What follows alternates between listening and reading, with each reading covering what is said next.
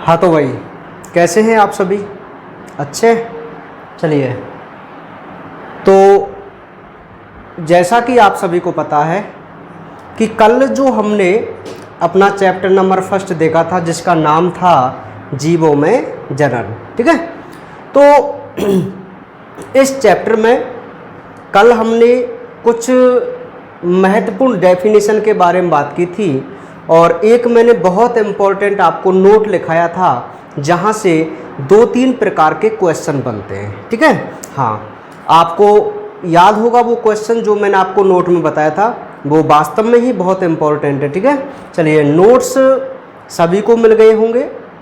जिन बच्चों को नोट्स नहीं मिले हैं वो हमारा टेलीग्राम चैनल है, आप वहाँ जाकर नोट्स प्राप्त कर सकते हैं, PDF प्राप्त कर सकते हैं, ठीक है। और उन नोट्सों को आप लिखना प्रारंभ कर देना, ठीक है। चलिए, तो अपने टॉपिक पर आते हैं। यदि किसी भी बच्चे को कोई पुराना टॉपिक, जैसे मैंने कल कोई टॉपिक समझाया, वैसे तो कोई संभावना नहीं है कि आपको समझ में नहीं आए, ठीक है। समझ रहे? लगभग हर टॉपिक आपको समझ में आ जाता है, इतना मुझे पता है आपके बारे में ना। फिर भी यदि किसी भी बच्चे की कोई टॉपिक रह जाता है या समझ में नहीं आता है या वो बाद में जुड़ता है, तो वो मेरे से कमेंट बॉक्स में कह सकता है कि सर आप इस टॉपिक को दोबारा समझा देना। तो मैं दूसरे दिन जब जो नई वीडियो बनाऊंगा तो उसमें मैं सबसे पहले उस टॉपिक को आपको रिवाइज करा दिया करूंगा। समझ रहे आप मेरी बात? चलिए, आइए टॉपिक पे। कल का जो टॉपिक था वो लास्ट में एक टॉपिक था जिसका नाम है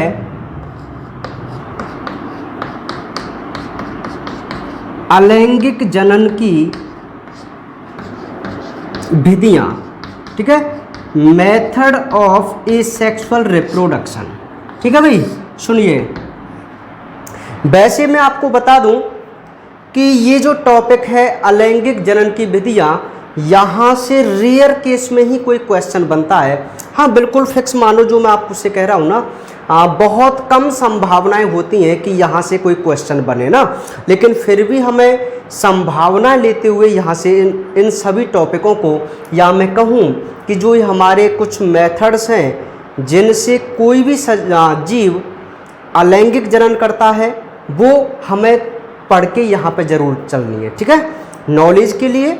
और बाई चांस हो सकता है क्वेश्चन बन जाए, देखो संभावनाएं होती हैं लेकिन रेयर चांस होते हैं, ठीक है। चलिए, तो अलैंगिक जनन की विधियां, कल मैंने आपको अलैंगिक जनन की 6 विधियां बताई थी, ठीक है। उन 6 विधियों को मैं एक बार यहाँ लिख देना चाहता हूँ, फिर क्रम से एक एक के बारे में हम एक्सप्लेन करेंगे, ठीक है। चलिए, दोबारा देख लीजिए। सबसे पहली जो विधि है वो है विखंडन, ठीक है। फर्स्ट विधि है विखंडन। सेकंड जो विधि है उसे बोलते हैं मुकुलन। थर्ड जो विधि है बीजाणु द्वारा। नंबर 4 जो विधि है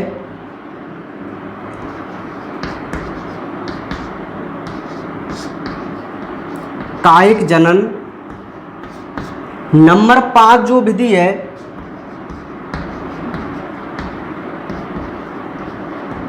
पुनरुद्भवन। और नंबर 6 जो विधि है वो है खंडन, ठीक है। थोड़ा सा क्रम चेंज हो गया, कोई दिक्कत वाली बात नहीं है, ठीक है। हाँ, चलिए, ये 6 विधि है जो हमें यहाँ क्रम से पढ़नी है। वैसे आपके नोट्सों में 4थे नंबर पे ये खंडन है और कोई दिक्कत वाली बात नहीं है, ठीक है, समझ रहे? चलिए, इसको ऐसे रहने दो, कोई दिक्कत वाली बात नहीं, वो तो ना। हाँ, 4थे नंबर पे मैं आपको खंडन ही कराऊंगा, है ना। चलिए, तो ये जो 6 विधियां हैं, किसकी 6 विधियां भाई? अलैंगिक जनन की, अर्थात जो जीव होते हैं, चाहे वो कोई एनिमल्स हो, जंतु हो, या कोई प्लांट या पादप हो, ठीक है। जंतु हो सकता है या कोई पादप हो सकता है। इनमें जो अलैंगिक जनन होता है वो 6 विधियों से होता है ना।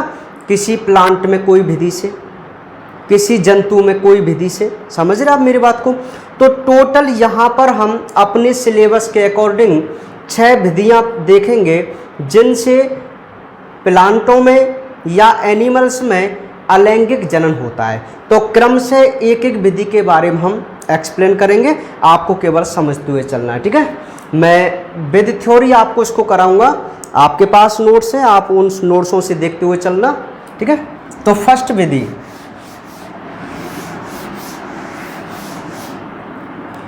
पहली जो विधि है जिसका नाम है विखंडन, ठीक है, इसको हम इंग्लिश में फीजन बोलते हैं, फीजन, ठीक है भाई। तो विखंडन, हम अलैंगिक जनन की विधियां पढ़ रहे हैं और उनमें हम सबसे पहली विधि देख रहे हैं जिसका नाम विखंडन है, ठीक है।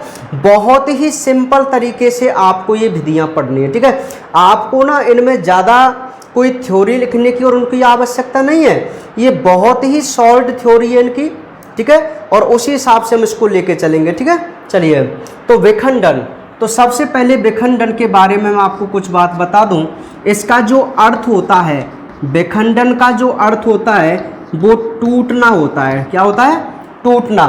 टूटना यानी कि टू ब्रेक, इंग्लिश में इसको टू ब्रेक बोलते हैं। तो विखंडन का अर्थ टूटना होता है। इसकी थ्योरी आप कुछ इस प्रकार लिखेंगे, इसमें जनक कोश का, इसमें जनक कोश का दो या दो से अधिक समान आमाप की संतति में विभक्त हो जाती है, विभक्त हो जाती है। इसके दो प्रकार हैं, नंबर ए द्विखंडन और नंबर बी बहुखंडन, या जिसको हम बहु विखंडन, आप कुछ भी इसको कह सकते हैं, ऐसे शब्दों से कोई दिक्कत नहीं होती, ठीक है। मैं ये ऐसा इसलिए कह रहा हूँ, कई बार बच्चे कंफ्यूज हो जाते हैं कि सर ये बहुखंडन है, बहु विखंडन है। हालांकि मैं आपको बता दूं, विखंडन और खंडन यहाँ पे अलग अलग विधियाँ हैं, उनमें अंतर है, लेकिन यदि मैं इसको बहुखंडन कहूँ या बहु विखंडन कहूँ, वो बात एक ही है। समझ रहे आप मेरी बात को? हाँ, चलिए। तो विखंडन, ध्यान से सुनते हुए चलिए। अलैंगिक जनन की सबसे पहली जो विधि है जिसका नाम विखंडन है, जिसे हम फीजन के नाम से जानते हैं। क्या लिखना है आपको इसमें? सुनिए कि विखंडन का अर्थ टूटना होता है, जिसको इंग्लिश में टू ब्रेक कहते हैं ना, टू ब्रेक। मैं लिख दूं यहाँ पर, टू ब्रेक कहते हैं विखंडन को, ठीक है। अब परिभाषा देखो, इसमें जनक कोश का, अच्छा सबसे पहले मैं आपको एक जनक कोश का बता देना चाहता हूँ कि ये जनक कौन है ना। तो देखिए, जनक हम अपने माता पिता को बोलते हैं, साधारण अपने बोलचाल में जनक बोलते हैं ना, लेकिन यहाँ पे जनक कौन है? भाई माता पिता ही होगा जनक तो, है ना। लेकिन थोड़ा सा अंतर है यहाँ पे, सुनिए। ये जो अलैंगिक जनन है, इसमें मैं आपको यही बता दूं एक बात, अलैंगिक जनन और लैंगिक जनन में एक बड़ा अंतर होता है। और वो अंतर क्या होता है कि अलैंगिक जनन में केवल एक ही जनक भाग लेता है। मैं सीधी सी बात कहूँ तो एक ही जीव भाग लेता है, केवल सिंगल जीव। जबकि लैंगिक जनन में दो जीव भाग लेते हैं, दो जीव, ठीक है। लैंगिक जनन में दो जीव भाग लेते हैं, समझ में आ गई बात? दो जीव भाग लेते हैं, जबकि अलैंगिक जनन में केवल एक ही जीव भाग लेता है, ठीक है।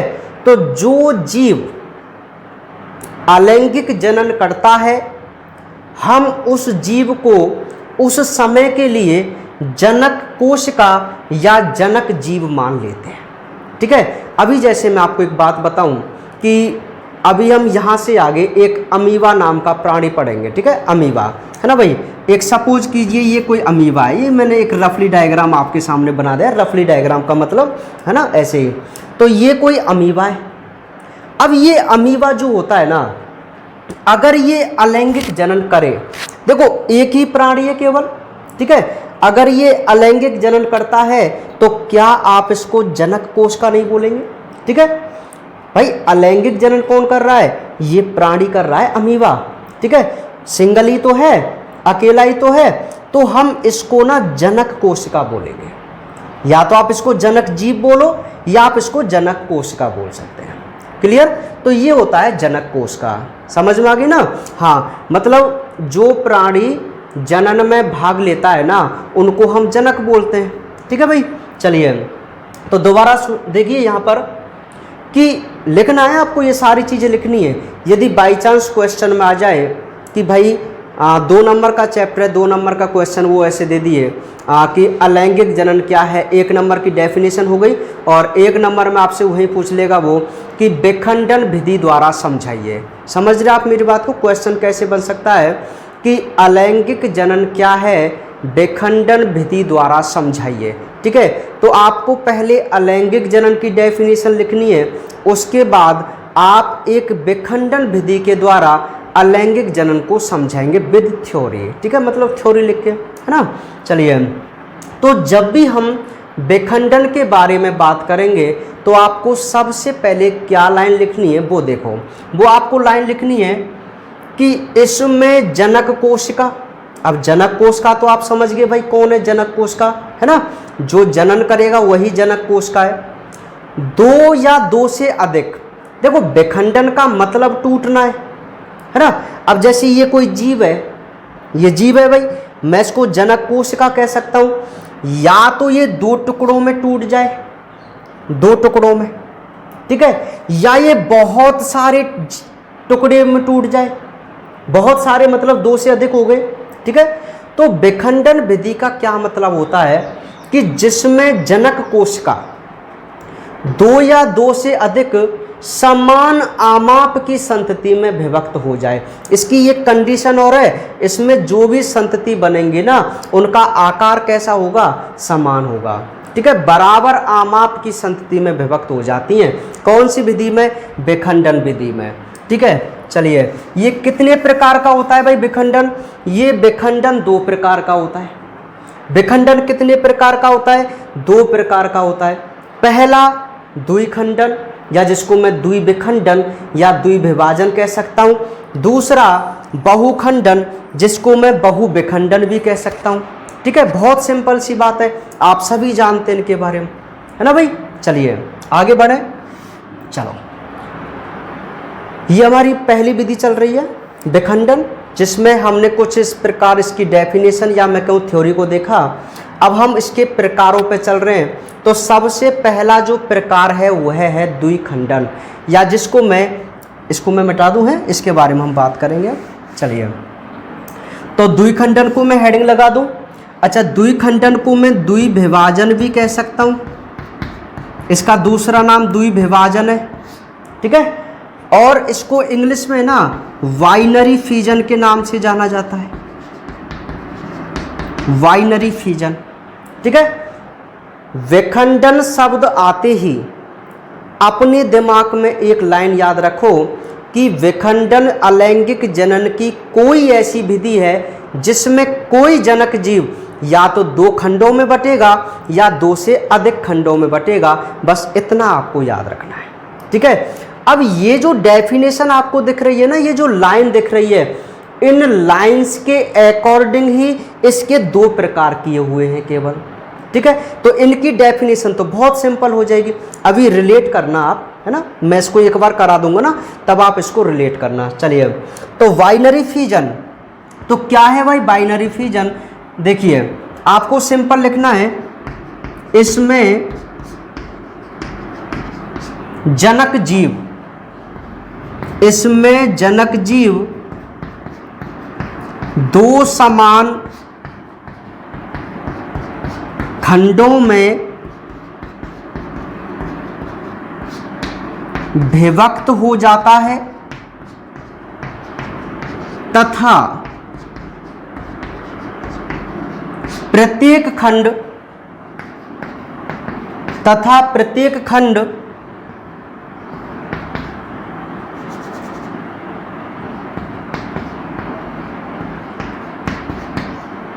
विकसित जीव बनाता है। जैसे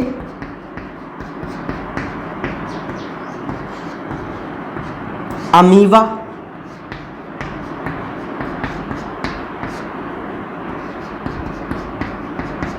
पैरामीशियम, मैं यहाँ ब्रैकेट में एक शब्द लिख रहा हूँ, मैं आपको बता दूंगा उसको, युगलीना।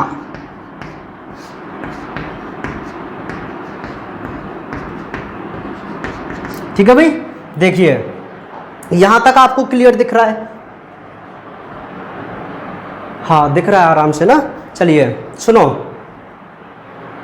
विखंडन विधि की हम बात कर रहे हैं तो सबसे पहले आपको विखंडन से ही समझ जाना चाहिए। बहुत सिंपल सी थ्योरी इसकी है कि ऐसी विधि जिसमें जनक कोशिका, देखो आप स्टार्टिंग की लाइन अपने आप भी लिख सकते हैं, आप कैसे भी लिख सकते हैं, इसमें कोई गलती वाली बात नहीं होती। ठीक है, जैसे मैंने यहाँ पे लिखा है इसमें जनक कोशिका, आप लिख सकते हैं जिसमें जनक कोशिका, है ना। आप ऐसे भी लिख सकते हैं जनन की वह विधि जिसमें, है ना। ऐसे आप कुछ भी लाइन चेंज कर सकते हैं ना। चलिए सुनो, तो विखंडन शब्द का मतलब आप ऐसे बोलेंगे कि जनन की कोई ऐसी विधि होती है जिसमें या तो कोई जनक जीव 2 खंडों में बट जाएगा या 2 से अधिक खंडों में बट जाएगा, हम बस उसको विखंडन बोलेंगे। ठीक है, अब देखिए, अब आप खुद समझदार हैं कि जब विखंडन में मैं खुद ये कह रहा हूं कि या तो जनक जीव 2 भागों में बटे या जनक जीव 2 से अधिक में बटे, आप उसी को तो विखंडन बोल रहे हैं ना।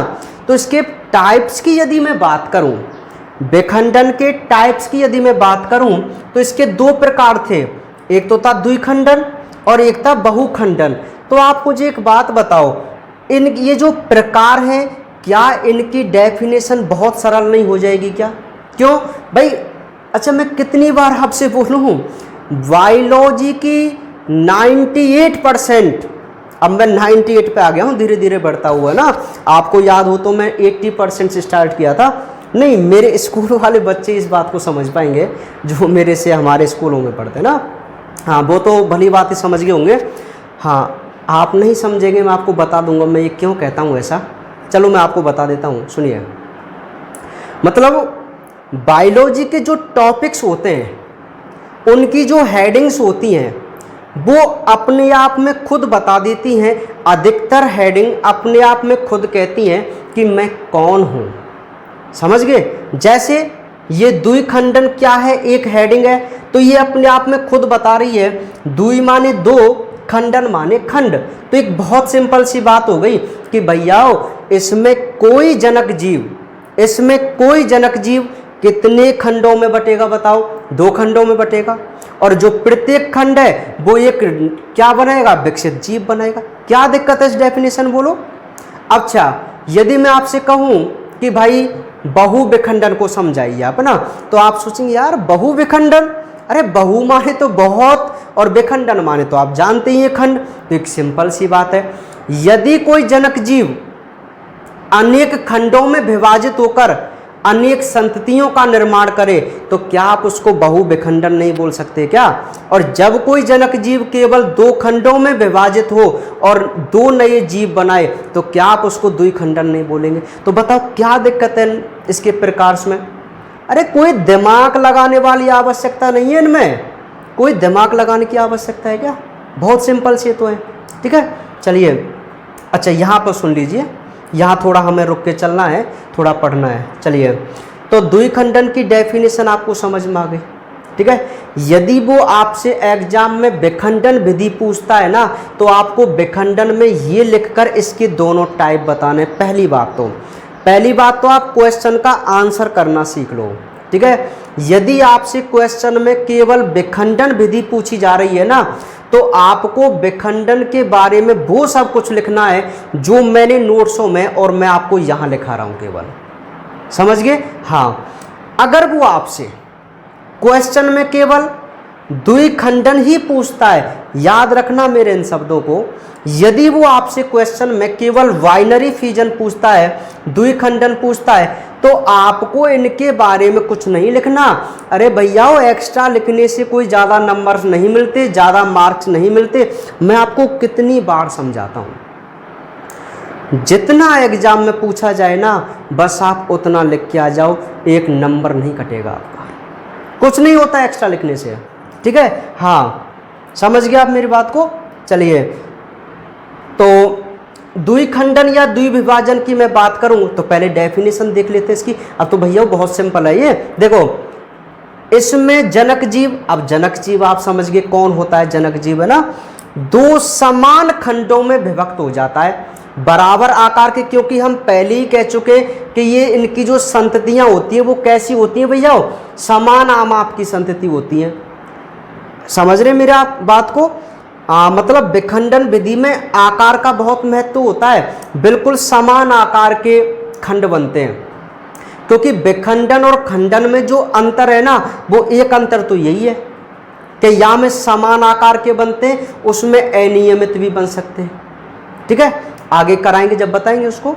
चलिए, तो परिभाषा देखो कि इसमें जनक जीव दो समान खंडों में विभक्त हो जाता है तथा प्रत्येक खंड एक विकसित जीव बनाता है। आप इसे क्या बोलते हैं, द्विखंडन बोलते हैं। देखो कितनी सिंपल सी डेफिनेशन है ना। बस यही लिखनी है अपने को कि भैया द्विखंडन या द्विविभाजन क्या है या बाइनरी फिजन क्या है, बहुत सिंपल है। इसमें जनक जीव दो समान खंडों में विभक्त हो जाता है या बढ़ जाता है, कुछ भी लिख सकते हैं, और प्रत्येक खंड विकसित जीव बनाता है या नए जीव बनाता है। ठीक है, हाँ तो ये द्विखंडन हुआ। एग्जाम्पल्स की बात कर लेते हैं। एग्जाम्पल्स यहाँ पर मोस्ट है ना, एग्जाम्पल्स तो आपको उनके याद करने। देखिए भाई, मैंने आपको 3 एग्जाम्पल लिखाए जिनमें द्विखंडन होता है। एक तो है अमीबा, एक है पैरामीशियम, इसका नाम पैरामीशियम है जो मैंने सॉल्ट में लिखा है, इसका नाम है युगलीना। ये 3 ऐसे जीव हैं जिनमें द्विखंडन होता है, द्विविभाजन होता है। ठीक है, अब देखो ये अमीबा के आगे जो मैंने ब्रैकेट में लिखा है ना, ये अनियमित शब्द है। क्या है, अनियमित, इर्रेगुलर। इसका मतलब क्या है कि जो अमीबा होता है उसमें अनियमित प्रकार का क्या होता है, विभाजन। अनियमित प्रकार के विभाजन से मतलब है कि अमीबा का जो शरीर है वो कहीं से भी विखंडित हो सकता है, लेकिन जहां से भी विखंडित होगा बराबर के 2 खंड जरूर बनाएगा। ठीक है, उसको हम इर्रेगुलर बोलते हैं, क्योंकि आपको पता होना चाहिए कि अमीबा खुद एक अनियमित आकृति का जीव है। अमीबा याद है ना आपको, अमीबा। ठीक है, हाँ, जिसको हम असम्मित जीव भी बोलते हैं ना, एसिमेट्रिकल जीव बोलते हैं ना। मैंने आपको 11th क्लास में बहुत अच्छी तरीके से समझाए थे, ये सम्मिति, असम्मिति और ये अर्यसम्मिति है ना, बाइलेटरल और ये वाली द्विपार्श्व सम्मिति, सारी चीज़ बताइए आपको। तो अनियमित आकार का होता है तो इसमें अनियमित प्रकार का ही द्विविभाजन होता है। ठीक है, पैरामीशियम, इसमें अनुप्रस्थ प्रकार का। देखो आप, मैं आपको फिर एक बात बता दूं कि अनुप्रस्थ का मतलब होता है, मतलब ऐसे कोई विभाजन हो, है ना। जैसे ये कोई केंद्रक है, ये केंद्रक है, यदि मैं इस केंद्रक को ऐसे डिवाइड कर दूं तो ये अनुप्रस्थ प्रकार का विभाजन हुआ। ठीक है, और ये कोई केंद्रक है और इसको मैं ऐसे विभाजित करूं तो या तो मैं इसको मैं अनुदैर्घ्य विभाजन बोलूंगा। क्या बोलूंगा भैया, अनुदैर्घ्य लॉन्गिट्यूडनल, है ना, वर्टिकल भी इसको बोलते हैं। समझ में आ गई बात, है ना। ये ट्रांसवर्स है या अनुप्रस्थ जिसको बोलते हैं, ये वर्टिकल, लॉन्गिट्यूडनल या जिसको अनुदैर्घ्य भी बोलते हैं ना, अनुदैर्घ्य कुछ भी आप बोलो। ठीक है, तो कहने का मतलब क्या है, आपको एग्जाम्पल याद करने, ये आपको याद हो नहीं हो कोई मतलब वाली बात नहीं है। ठीक है, समझ रहे मेरी बात को आप। फिर भी आप फॉर नॉलेज आप याद रखना कि अमीबा में अनियमित प्रकार का द्विविभाजन होता है, पैरामीशियम में अनुप्रस्थ प्रकार का द्विविभाजन होता है, और युगलिना में अनुदैर्ध्य प्रकार का द्विविभाजन होता है। ठीक है, केवल आप याद रख लेना, कोई दिक्कत वाली बात नहीं है ना। चलिए यहाँ तक बात क्लियर हो गई, मैं इसको रफ कर दूं, है ना। चलो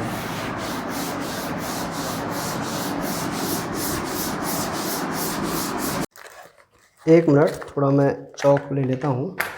हाँ भाई, तो अब ये जो द्विविभाजन था, अच्छा द्विविभाजन बहुत नॉर्मल था ना, है ना, कि भाई इसमें जो जनक जीव होता है हाँ वो दो खंडों में बढ़ जाता है, और जो प्रत्येक खंड होता है वो वृद्धि कर एक नया जीव बना लेता है, या विकसित जीव बनाता है, या वयस्क जीव बनाता है, आप कुछ भी लिख सकते हैं। ठीक है, चलिए तो इसका एक डायग्राम जो हमारी एनसीईआरटी बुक में दिया हुआ है वो हम एक बार बनाना सीख लेते हैं। बहुत सिंपल सा डायग्राम है।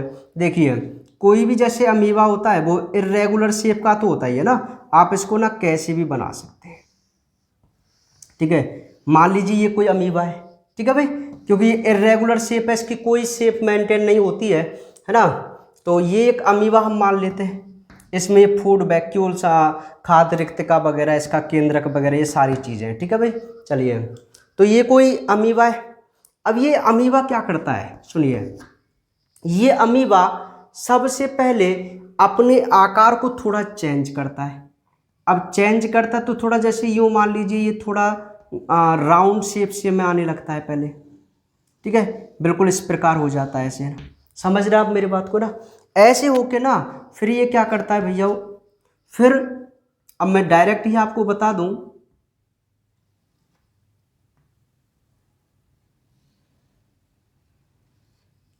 ये बिल्कुल इस मान लीजिए इस प्रकार की आकृति में बदल जाता है।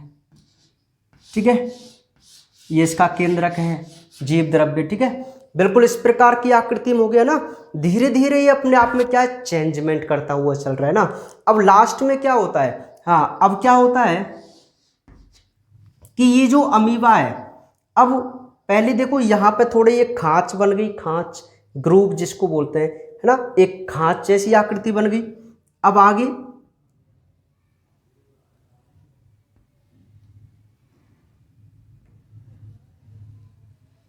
समझ रहे आप मेरी बात को, देखो कितना अंतर आता हुआ इसमें जा रहा है। ठीक है, अब बस लास्ट में क्या होगा, ये दो समान आकृति के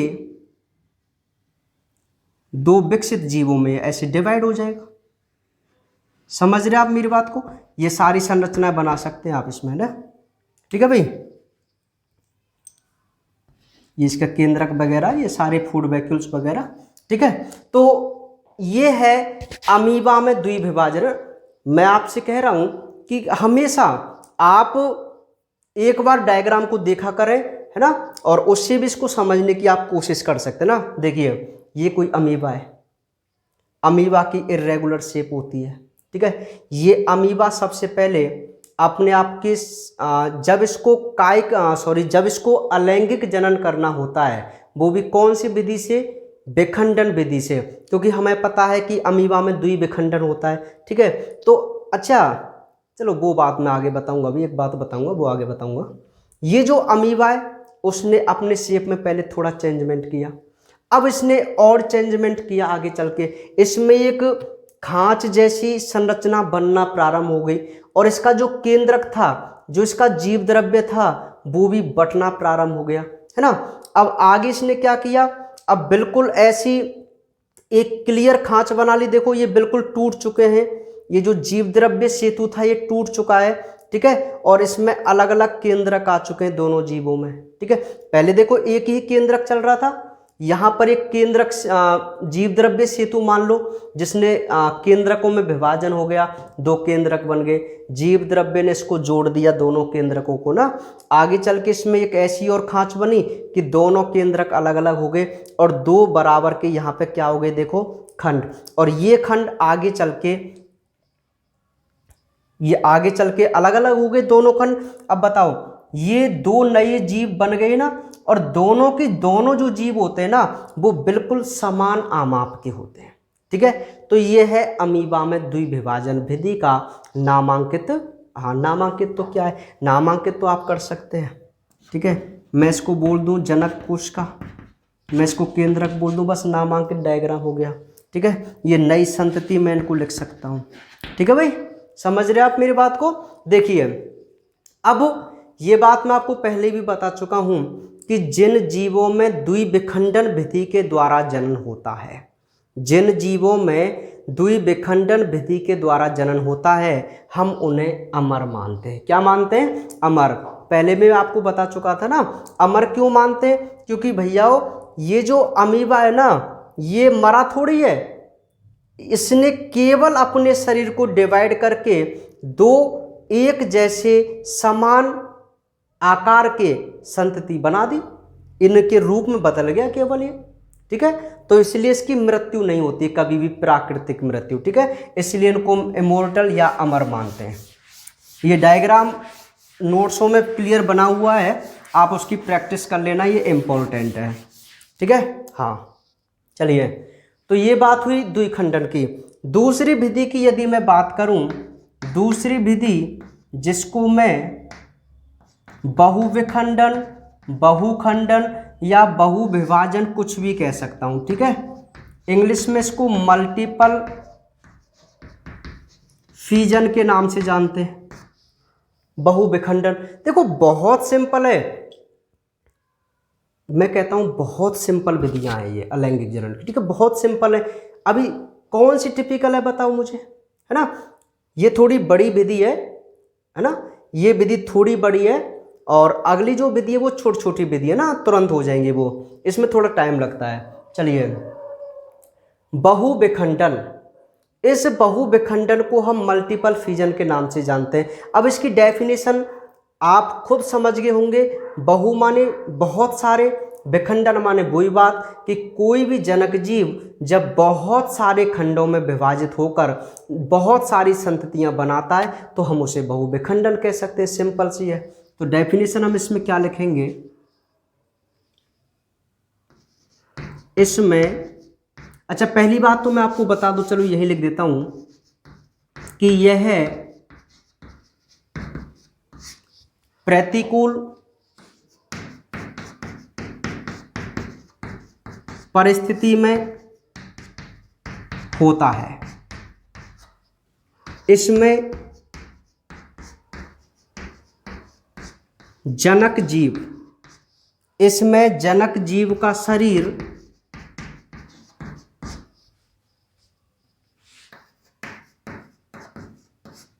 अनेक भागों में बंटकर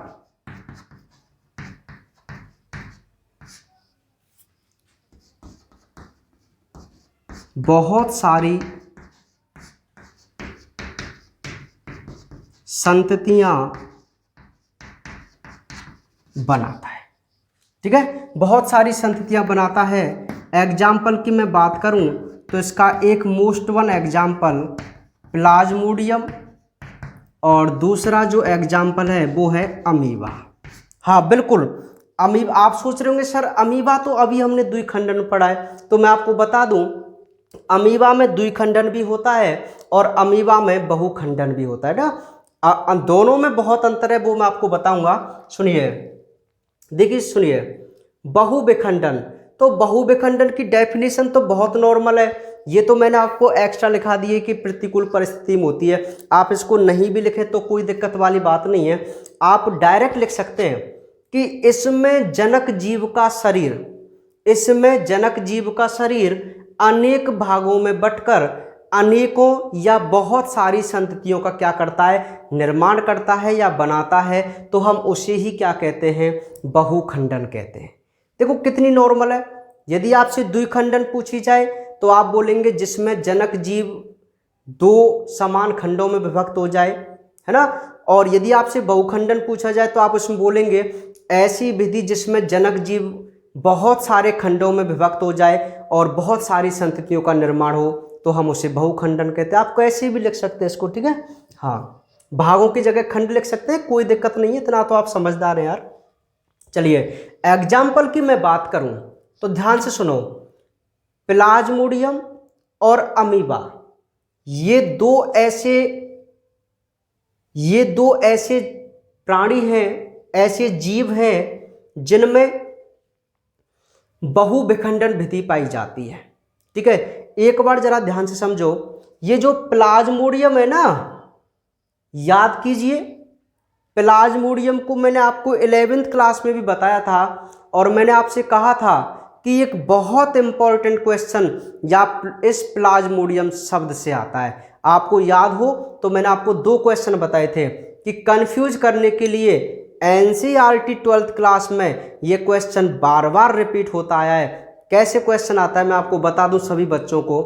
हाँ देखिए क्वेश्चन कैसे बनता है, नहीं इस चैप्टर से नहीं बनता वो, ठीक है, वो चैप्टर नंबर 8 से बनता है जिसमें हम मानव स्वास्थ्य के बारे में पढ़ेंगे ना, वहां से बनता है। तो अब यहाँ जैसे प्लाज्मोडियम की बात आ गई है तो मैं आपको एक क्वेश्चन बता देना चाहता हूँ। यहाँ पे देखिए प्लाज्मोडियम कौन है।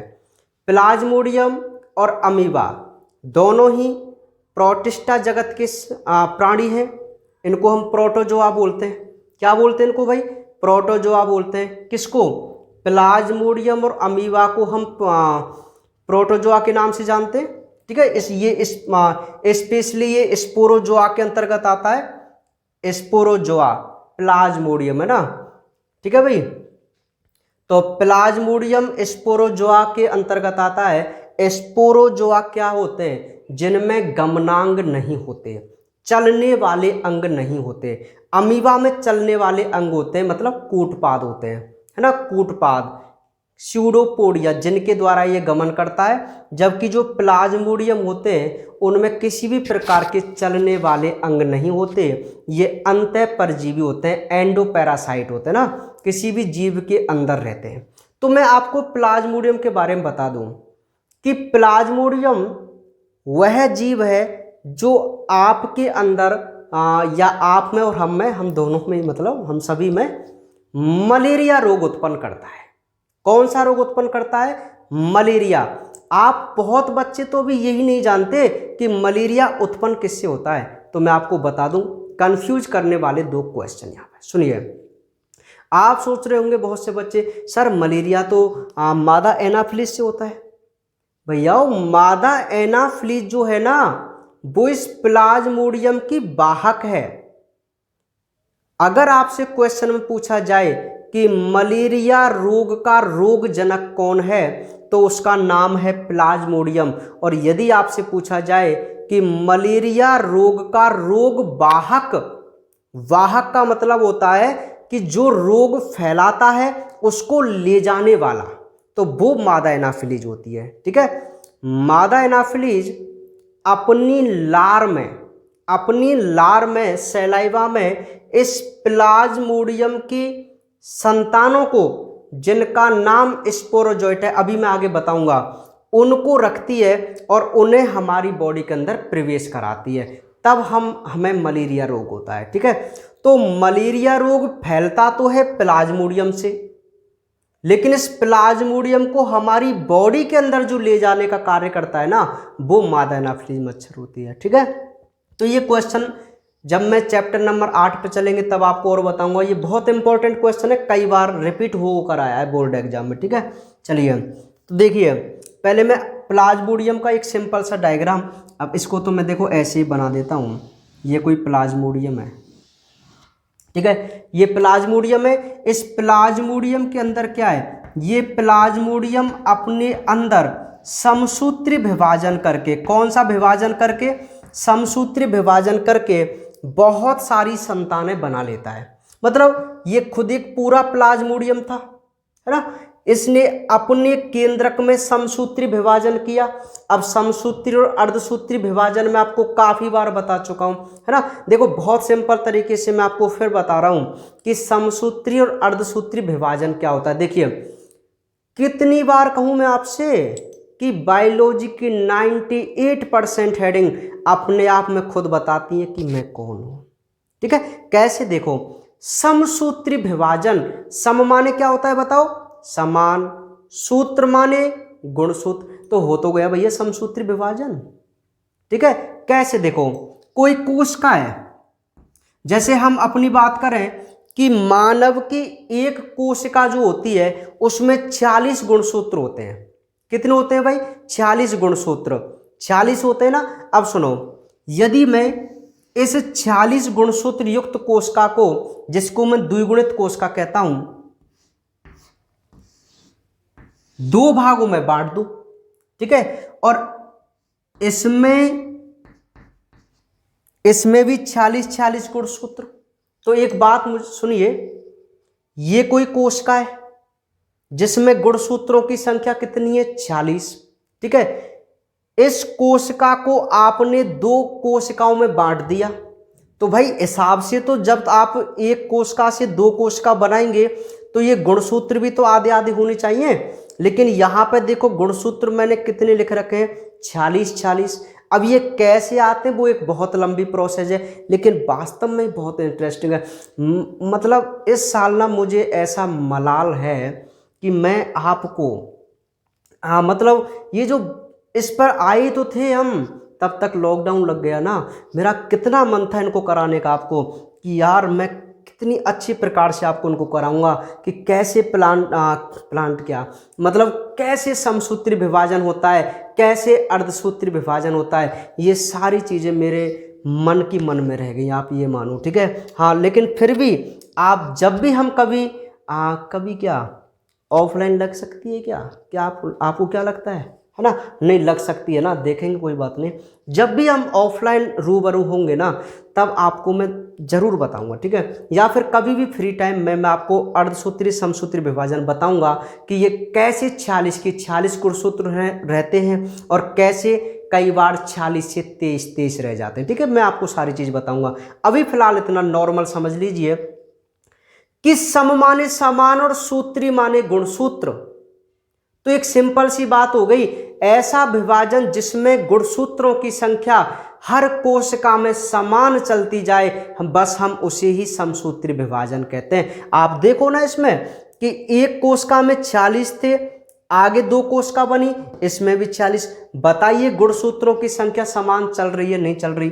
तो बताओ ना मुझे, क्या आप इसको समसूत्री विभाजन नहीं बोलेंगे? ठीक है। यदि मैं कोई कोशिका में जिसमें 46 गुणसूत्र है और इससे मैं 2 कोशिका बनाऊं और दोनों कोशिका में 23 गुणसूत्र हैं, तो बताइए गुणसूत्रों की संख्या आधी हुई कि नहीं हुई? तो एक सिंपल सी बात हो गई ना, अर्ध माने आधा, सूत्र माने गुणसूत्र। तो ऐसा विभाजन जिसमें गुणसूत्रों की संख्या आधी हो जाती है, तो बस हम उसे अर्धसूत्री या मियोसिस कहते हैं। और जिसमें गुणसूत्रों की संख्या समान चलती जाए, हम उसे समसूत्री या माइटोसिस कहते हैं। क्या दिक्कत है इनमें? ये मिनटों का खेल है। समझ रहे हैं आप मेरी बात को? हाँ, है बहुत इंटरेस्टिंग कि आखिर कैसे समसूत्री विभाजन और कैसे अर्धसूत्री विभाजन होता है। ये कभी हम समझेंगे इनको। ठीक है। हाँ, मेरा भी बहुत मन है वास्तव में कि आपको मैं ऐसे टॉपिकों को तो जरूर समझाऊं। ठीक है। चलो क्या करें, प्रकृति के आगे हम बेबस हैं ना, कुछ कर भी तो नहीं सकते हैं। चलिए, हाँ भाई, आइए टॉपिक पे आइए। तो ये जो प्लाज्मोडियम है, आपको दिख रहा है प्लाज्मोडियम? अच्छा, मैं आपको प्लाज्मोडियम क्यों बता रहा है? अरे कुछ बच्चों को पता नहीं होगा ना कि यार ये प्लाज्मोडियम कौन है, कैसा अजीब लगता होगा, कौन है। ठीक है। तो मैंने आपको बता दिया कि जो प्लाज्मोडियम है वो ये ऐसा खतरनाक नाम है, ये ऐसा खतरनाक नाम है जो हमारी बॉडी के अंदर या हमारे अंदर मलेरिया रोग फैलाता है। ठीक है। तो उसी प्लाज्मोडियम में कौन सा विखंडन देख रहे हैं हम? बहु विखंडन देख रहे हैं। ठीक है, बहु विखंडन। तो देखिए ये कोई प्लाज्मोडियम है। ठीक है। इसने क्या किया? अपने केंद्रक में समसूत्री विभाजन किया। समसूत्री विभाजन का मतलब कि मान लीजिए इस प्लाज्मोडियम की कोशिका में कितने भी n गुणसूत्र हैं, कितने भी गुणसूत्र हैं, तो इसकी जितनी भी कोशिकाएं बनेंगी ना, उन सभी में बिल्कुल उसी के जैसे गुणसूत्र होंगे भाई, तभी तो इसके जैसा जीव बन पाएगा वो। ठीक है। हाँ, तो समसूत्री विभाजन होता है। ये मैं आपको फोर नॉलेज बता देता हूं कि कई बार यदि कोई क्वेश्चन आपसे पूछा जाए कि जो विखंडन की क्रिया होती है उसमें कौन सा विभाजन होता है, तो हमेशा ही उसमें समसूत्री विभाजन होता है। कौन सा विभाजन होता है? समसूत्री, है ना। तो प्लाज्मोडियम में यहां पर कौन सा विभाजन देखने को मिला आपको? समसूत्री विभाजन देखने को मिल रहा है। ठीक है। हाँ, अब ये कोई प्लाज्मोडियम है, इसने अपने केंद्रक को या पूरे शरीर को बहुत सारे खंडों में विभक्त कर लिया है। आप देख पा रहे हैं, क्लियर देख पा रहे हैं। ठीक है।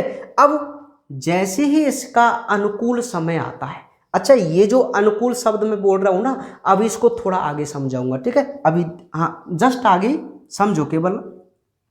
अब जैसे ही इसका अनुकूल समय आता है ना, ये प्लाज्मोडियम का कोई जो आवरण है बाहर का, जिसने बहुत सारी छोटी छोटी संततियों को कवर कर रखा है, ये फट जाता है आवरण, और इसके अंदर से जो इसके छोटे मोटे नन्हे मुन्ने जो इसके बच्चे हैं ना भैया, इसके जो बच्चे आपको छोटे मोटे दिख रहे हैं, ये इस आवरण को ब्लास्ट करके बाहर निकल जाते हैं और अपनी जिंदगी जीते हैं। जाओ जी लो अपनी जिंदगी, ठीक है? समझ रहे आप मेरी बात को, है ना? आपको पता है, जियो अपनी जिंदगी। कौन कौन जियो अपनी जिंदगी? स्पोरोजोइट। ये मैं ऐसे ही कोई मजाक के तौर में नहीं बोल रहा हूं इसको स्पोरोजोइट, इसको मैं स्पोरोजोइट ऐसे थोड़ी लिख रहा हूं टाइम पास के लिए। आपको पता है कि हम इसको स्पोरोजोइट क्यों कह रहा हूं भैया? क्यों कह रहा हूं मैं इनको स्पोरोजोइट? क्यों कह रहा हूं मैं इनको स्पोरोजोइट? फिर मेरी एक बात समझो आप, बोर्ड में 12th क्लास में एक फिर ये क्वेश्चन आता है, एक ये भी क्वेश्चन आता है, इसलिए मैं उसको यहां आपको समझा रहा हूं। क्वेश्चन क्या आता है? क्वेश्चन ऐसे आता है कि मलेरिया रोग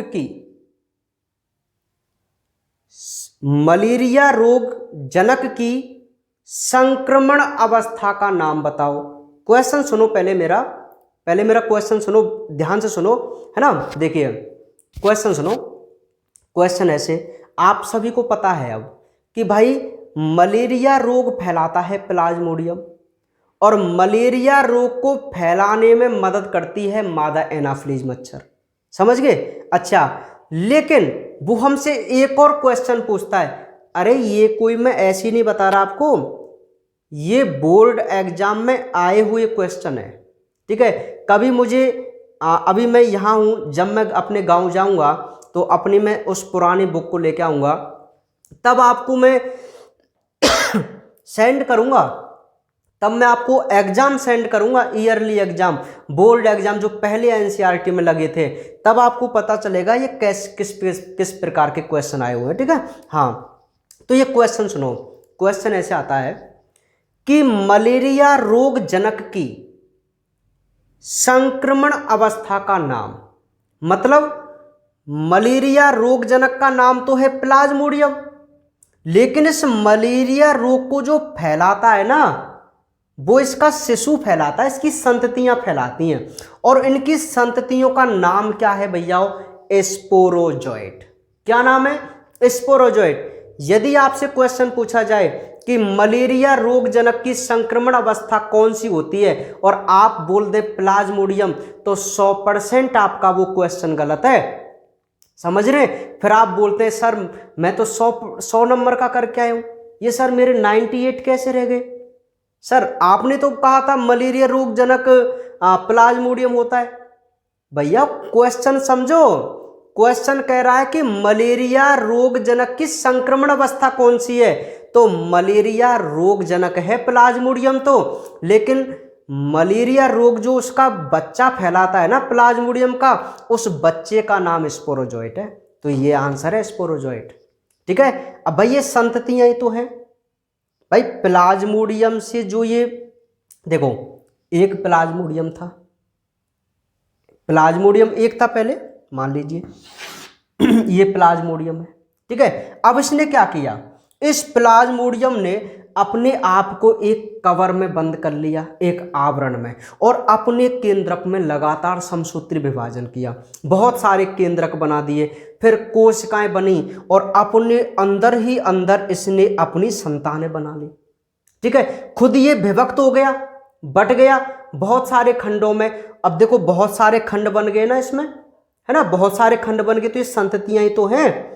तो प्लाज्मोडियम की ये संतति है, तो इन संतति का नाम स्पोरोजोइट है, जो रोग फैलाएंगे।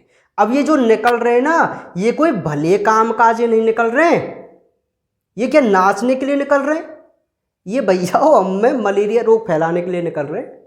समझ में आ गई बात? हाँ, ये अब जाएंगे मादा एनाफिलीज के पास, ठीक है, और हमारे अंदर फैलाएंगे फिर रोग मलेरिया। चलिए, बात समझ में आई कि नहीं आई? ठीक है, हम क्या पढ़ रहे हैं? हम अलैंगिक जनन की विधियों में सबसे पहली विधि विखंडन पढ़ रहे हैं। मैं आपको बता देता हूँ, ये थोड़ी लंबी विधि है, इसमें थोड़ा टाइम ज़्यादा लग रहा है ना। ठीक है, डायग्राम और थ्योरी लिखने में भी थोड़ा टाइम लगता है। ठीक है, हाँ, थ्योरी लिखने में ये मैं केवल आपके लिए इसलिए कर रहा हूँ थ्योरी लिखकर, ताकि आपको कोई लाइन में दिक्कत नहीं हो, है ना। क्योंकि यदि मैं ऑफलाइन होते तो मैं आपको नोट्स लिखाता और आपको तुरंत समझाता, क्योंकि आपके पास थ्योरी होती है, कोई दिक्कत होती है तो आप मेरे से पूछ लेते हैं, लेकिन अब तो आप नहीं पूछ पाते ना।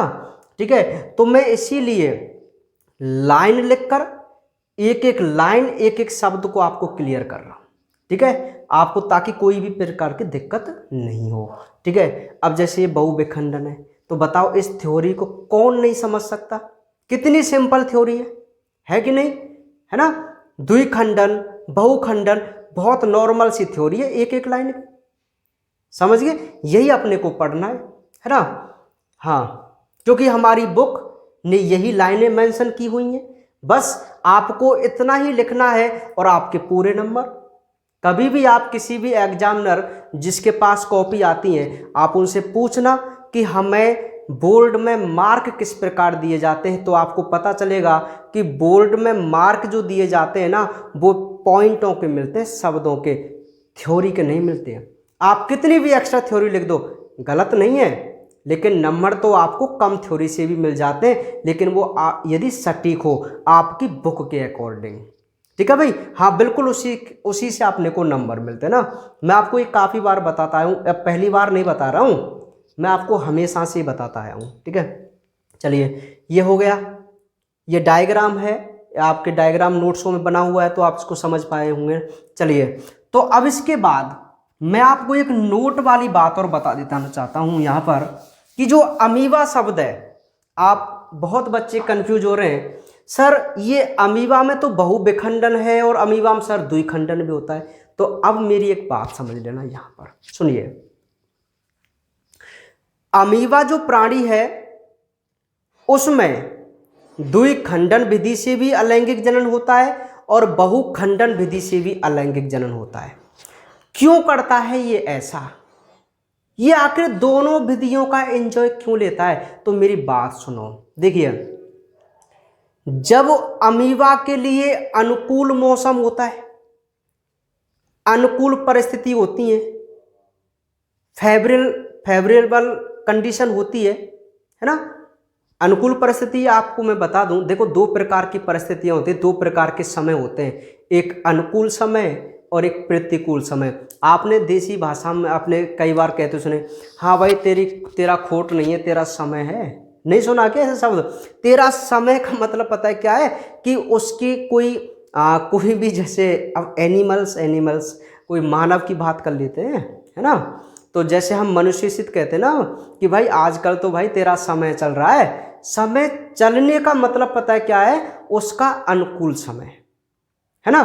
तो ऐसे ही दो प्रकार की परिस्थितियां सभी जीवों के लिए होती हैं, अनुकूल परिस्थिति और प्रतिकूल, फेवरेबल और अनफेवरेबल। ठीक है, कंडीशन। देखिए सुनो, तो अनुकूल परिस्थिति, ये बात मेरी याद रखना, अभी जो मैं लाइन बोल रहा हूं ये आपको याद रखना है। अमीबा अनुकूल परिस्थिति में तो द्विविभाजन कर जनन करता है, याद रखना मेरे शब्द को, जबकि प्रतिकूल परिस्थिति में बहुविखंडन विधि से जनन करता है। ठीक है, क्या मैंने क्या बात बोली? अमीबा अनुकूल समय में तो द्विविभाजन करता है, लेकिन प्रतिकूल परिस्थिति में बहुविभाजन करता है। ठीक है, अब अनुकूल और प्रतिकूल का मतलब, अनुकूल समय आप ऐसे मान लीजिए कि भाई अमीबा के लिए जैसे कोई भी टेम्परेचर है 20 डिग्री 25 डिग्री सेल्सियस, है ना, कोई भी जलवायु जिस प्रकार का वातावरण उसको चाहिए, तो वो उसकी अनुकूल परिस्थितियां हुई, है ना। तो उस परिस्थिति में तो ये द्विविभाजन कर अपना जनन करता है, लेकिन मान लीजिए कई बार टेम्परेचर ज़्यादा हो जाए, टेम्परेचर ज़्यादा हो जाए और इतना टेम्परेचर हो जाए जिस पे ये सरवाइव नहीं कर पाए, जीवित नहीं रह पाए, तो आप मुझे बताइए क्या अब ये उसकी प्रतिकूल परिस्थिति नहीं है? क्या प्रतिकूल परिस्थिति है ना? तो सुनो, प्रतिकूल परिस्थिति में अब मैंने आपके सामने नोट में कुछ यहाँ पॉइंट लिखे हैं, वो आप नोट में अपने नोट्सों में देख सकते हैं। मैं आपको यहाँ थोड़ा शॉर्ट में उसको बता देता, नहीं लिख ही दूंगा, है ना। सुनिए, सुनो कि जो प्रतिकूल परिस्थिति में शॉर्ट में चल लूँ थोड़ा, कोई दिक्कत नहीं है ना। प्रतिकूल परिस्थिति में अमीबा अपने पादाव संकुचित कर एक त्रिस्तरीय आवरण स्रावित करता है जिसे पुटी सिस्ट कहते हैं तथा इस क्रिया को पुटी भवन कहते हैं। ठीक है, अनुकूल परिस्थिति आने पर पुटीकृत अमीबा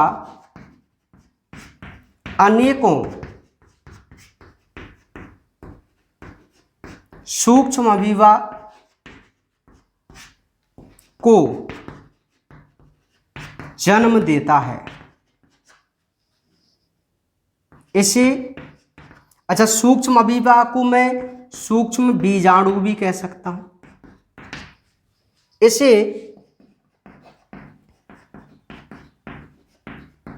बीजाणु जनन भी कहते हैं।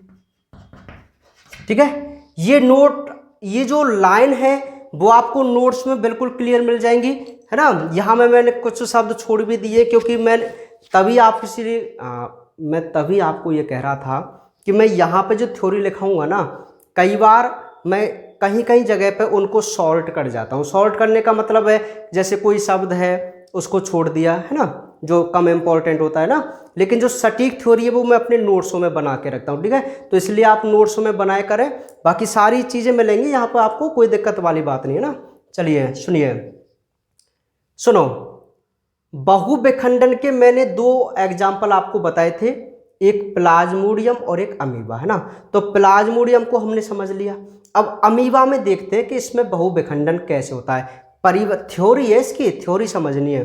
देखिए, अब मैं आपको बता चुका हूं कि प्रतिकूल परिस्थिति में अमीबा कौन सा विभाजन करता है, बहुविखंडन, और अनुकूल परिस्थिति में कौन सा विभाजन करता है, द्विविभाजन या द्विखंडन। ये बात क्लियर हो गई, ये कंफ्यूजन क्लियर हो गया कि हमने अमीबा को दोनों विधियों में क्यों रखा है।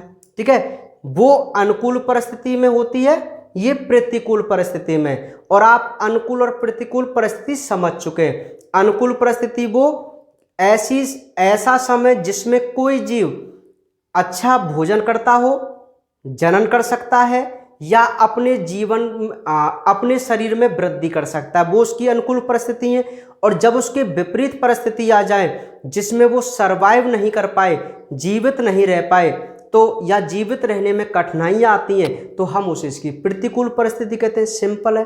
तो प्रतिकूल परिस्थिति में अमीबा क्या करता है कि अपने पादावों को संकुचित कर लेता है। अरे मैं आपको 11वीं क्लास में तभी तो इन शब्दों को बोलता था ताकि मुझे अब दिक्कत नहीं आए। आप नहीं जानते का स्यूडोपोडिया कूटपाद भैया, पादाव का मतलब कूटपाद है। मैंने आपको बोर्ड पे याद कीजिए 11वीं क्लास में पूरा एक अमीबा का डायग्राम बनाया था और उसमें कूटपादों के द्वारा मैंने आपको उसको चलाया भी था, गमन भी बताया था। याद करो, जिसमें मैंने प्लाज्मा जेल और प्लाज्मा सोल करके ऐसे बताए थे, याद है ना आपको। तो कूटपादों के द्वारा गमन करता है। ठीक है, कहीं से भी निकल सकते, ये पैर हैं भैया, उसके पैर हैं अमीबा के कूटपाद। तो सुनिए, जब अमीबा की प्रतिकूल परिस्थिति होती है तो ये अपने कूटपादों को संकुचित कर लेता है, सिकोड़ लेता है, गुडू मुड़ू हो जाता है। गुडू मुड़ू, अरे देसी भाषा में गुडू मुड़ू जानते हैं आप, हाँ, कुंडलित। तो अपने पादाभों को संकुचित कर एक त्रिस्तरीय आवरण बनाता है या स्रावित करता है। एनसीईआरटी बुक में ये स्रावित करता है लिखा हुआ है, तो मैंने स्रावित ही लिखा है, ठीक है। हाँ, स्रावित करता है, जिसे क्या कहते हैं, पुटी। पुटी को इंग्लिश में बोलते हैं सिस्ट। और इस पुटी के निर्माण की प्रक्रिया को हम क्या बोलेंगे, पुटी भवन बोलेंगे। देखो सिंपल तरीका समझाऊं मैं आपको। हाँ, मान लीजिए ये कोई अमीबा है, ये अमीबा है। अब इसकी कोई प्रतिकूल परिस्थिति आ गई, तो ये अमीबा क्या करता है, अपने जो ये देखो ये कूटपाद मानो आप, है ना, ये अपने कूटपादों को और अंदर सिकोड़ कर ऐसे हो जाता है ना, बिल्कुल ऐसे, है ना, समझ में आ गई बात, है ना। और अपने ऊपर क्या है, कुछ आवरण स्रावित कर लेगा ऐसे, है ना, त्रिस्तरीय आवरण। तो इस ये जो आवरण है ना, कठोर आवरण, हम इस कठोर आवरण को नाम देंगे पुटी। क्या बोलेंगे, पुटी, यानी कि सिस्ट। और पुटी के निर्माण की प्रक्रिया को आप क्या कह सकते हैं, पुटी भवन कह सकते हैं। सिंपल है, तो यहां तक तो कोई दिक्कत नहीं है। अब क्या होता है, जब इस अमीबा की अनुकूल परिस्थिति आ जाएंगी भाई, के अब वो ऋतु गई जब इसका प्रतिकूल था, अब अनुकूल समय आ गया, तो ये क्या करता है, इसकी जो पुटी होती है ना, अच्छा एक बात सुनो, अब अमीबा का जो केंद्रक है बिल्कुल प्लाज्मोडियम की तरह बढ़ जाएगा, ऐसे अंदर ही अंदर बढ़ जाएगा, ठीक है। तो ये पुटी जब अनुकूल समय पे ऐसे ब्लास्ट होगी प्लाज्मोडियम की तरह, तो ये सूक्ष्म अमीबा या अमीबा बीजाणु बाहर निकल जाएंगे, बस हो गया बहुविखंडन। भाई अमीबा अब अमीबा दो खंडों में थोड़े बटा है, अब तो अमीबा ने बहुत सारे खंडों में बट गया अमीबा, तो आप इसको बहुखंडन बोलेंगे ना। और ये घटना कौन से समय हुई है, प्रतिकूल परिस्थिति में। बिल्कुल जैसे मैंने प्लाज्मोडियम का डायग्राम बनाया था ना, बिल्कुल ऐसे ही इसका डायग्राम बनेगा, है ना। हमारी बुक में नहीं है इसका डायग्राम, तो मैंने आपको केवल ये समझा दिया है, लेकिन वो आपको नहीं बनाना है, ठीक है। हाँ, तो ये सूक्ष्म, अब ये जो पुटीकृत अमीबा है, पुटीकृत अमीबा ये वाला जिसमें पुटी है ना, ये अनुकूल परिस्थिति आने पर इन बीजाणुओं को निकाल देगा। अब बीजाणु निकल रहे, तो आप इस विधि को बीजाणु जनन भी तो कह सकते हैं, ठीक है।